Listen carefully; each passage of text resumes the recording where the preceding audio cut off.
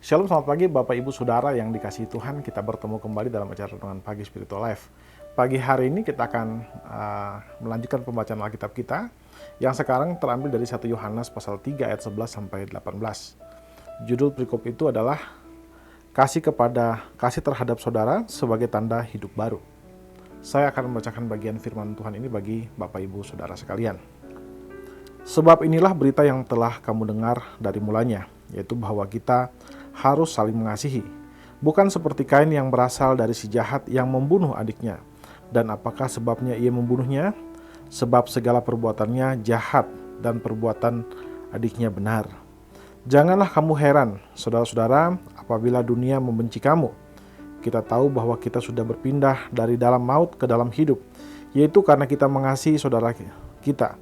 Barang siapa tidak mengasihi, ia tidak di dalam maut, ia tetap di dalam maut. Setiap orang yang membenci saudaranya adalah seorang pembunuh manusia. Dan kamu tahu bahwa tidak ada seorang pembunuh yang tetap memiliki hidup yang kekal di dalam dirinya. Demikianlah kita ketahui kasih Kristus, yaitu bahwa ia telah menyerahkan nyawanya untuk kita. Jadi kita pun wajib menyerahkan nyawa kita untuk saudara-saudara kita. Barang siapa mempunyai harta duniawi dan melihat saudaranya menderita kekurangan, tetapi menutup pintu hatinya terhadap saudaranya itu, bagaimanakah kasih Allah dapat tetap di dalam dirinya?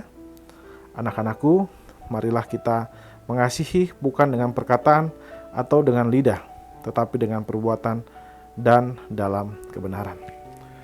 Saudara yang dikasihi Tuhan, di dalam perikop yang baru saja kita baca, Rasul Yohanes menyoroti kasih sebagai tanda kelahiran kembali. Di sana Rasul Yohanes menekankan pentingnya mempraktikkan kasih, khususnya kasih antara saudara seiman. Rasul Yohanes di sana menegaskan bahwa inti dari ajaran Kristus adalah saling mengasihi. Nah, saudara, Allah menciptakan kita sebagai makhluk yang mengasihi. Kebencian sebenarnya bukan merupakan bagian sejati dari kehidupan manusia. Allah tidak menciptakan manusia dengan memiliki potensi untuk membenci. Tetapi ketika dosa masuk, dosa kemudian mengubah diri kita yang awalnya kita penuh dengan kasih, kemudian kita memiliki kebencian. Dosa membuat kita menjadi egois dan tidak lagi bisa mengasihi satu dengan yang lain. Karena itu saudara, ketika Kristus datang, Kristus memulihkan kehidupan kita. Kristus menebus dosa kita. Dia memulihkan tabiat-tabiat dosa yang merusak kehidupan kita. Maka hasil akhir dari perbaikan yang Kristus kerjakan adalah kita dikembalikan kepada natur kita semula, yaitu makhluk yang mengasihi, makhluk yang tidak ada kebencian di dalam diri kita. Sama seperti Allah, bahwa Allah adalah kasih, Allah adalah sempurna dalam kasihnya, maka kita pun diubah untuk memiliki gambar dan rupa yang sama dengan Allah, karena memang kita diciptakan menurut gambar dan rupa Allah. Nah, saudara yang dikasihi Tuhan, renungan pagi ini mengajak kita untuk mengasihi sebagai tanda kelahiran baru. Kasih ditunjukkan dengan kita peka terhadap kebutuhan sesama kita. Kita membantu mereka, baik jika kita punya materi, kita bisa membantu mereka, atau juga kita mungkin bisa membantu mereka dengan memberikan perhatian, waktu kita, tenaga kita, atau bantuan-bantuan yang lain. Mengasihi juga berarti kita harus menjaga kata-kata kita, sikap kita dari hal-hal yang jahat, misalnya iri kepada orang lain, sikap benci terhadap sesama, dan juga tindakan-tindakan yang bisa menyakiti orang lain. Karena itu saudara, mari kita wujudkan kasih Kristus di dalam hidup kita, supaya orang di dalam dunia ini bisa merasakan kasih yang sejati yang berasal dari Allah melalui kehidupan kita. Saudara, renungan pagi hari ini mengajak kita untuk mengasihi sebagai tanda kelahiran kembali.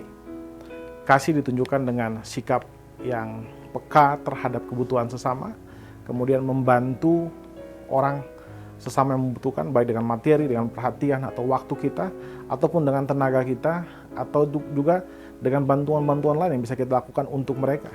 Kita juga mengasihi dengan cara kita menjaga hidup kita menjaga kata-kata kita menjaga sikap hati kita menjaga hati kita supaya tidak ada iri dan benci terhadap orang lain.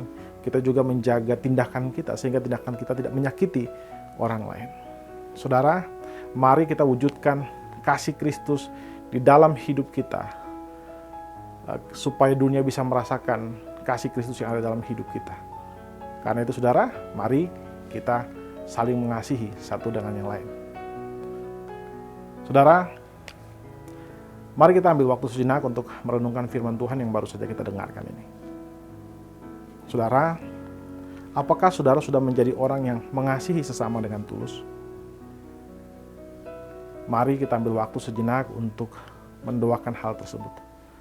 Berdoalah meminta anugerah Tuhan melalui Roh Kudus untuk memberikan kepada kita kemampuan untuk bisa mengasihi Allah dan juga mengasihi sesama.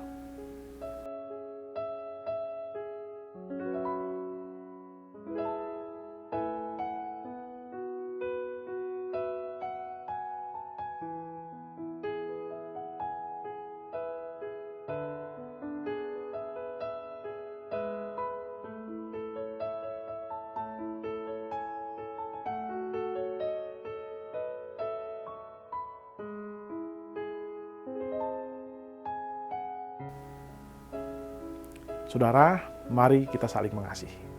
Mari kita tundukkan kepala, kita berdoa.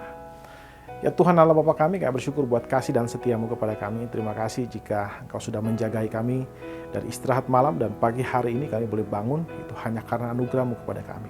Dan kami juga bersyukur buat firman-Mu yang sudah mengajarkan kami, mengingatkan kami bahwa sesungguhnya tujuan kami hidup di dunia ini adalah mewartakan kasih Allah melalui perkataan kami, tindakan kami, dan perilaku kami.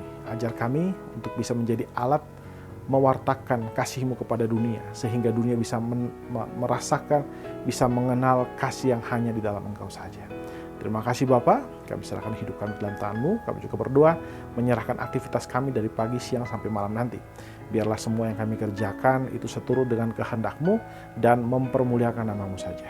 Di dalam nama Kristus Tuhan kami menyerahkan hidup kami ke dalam tangan kasih karunia-Mu saja. Haleluya. Amin. Amin. Bapak Ibu Saudara yang dikasihi Tuhan, demikian renungan kita pada pagi hari ini. Selamat pagi, selamat beraktivitas, dan Tuhan Yesus memberkati kita semua.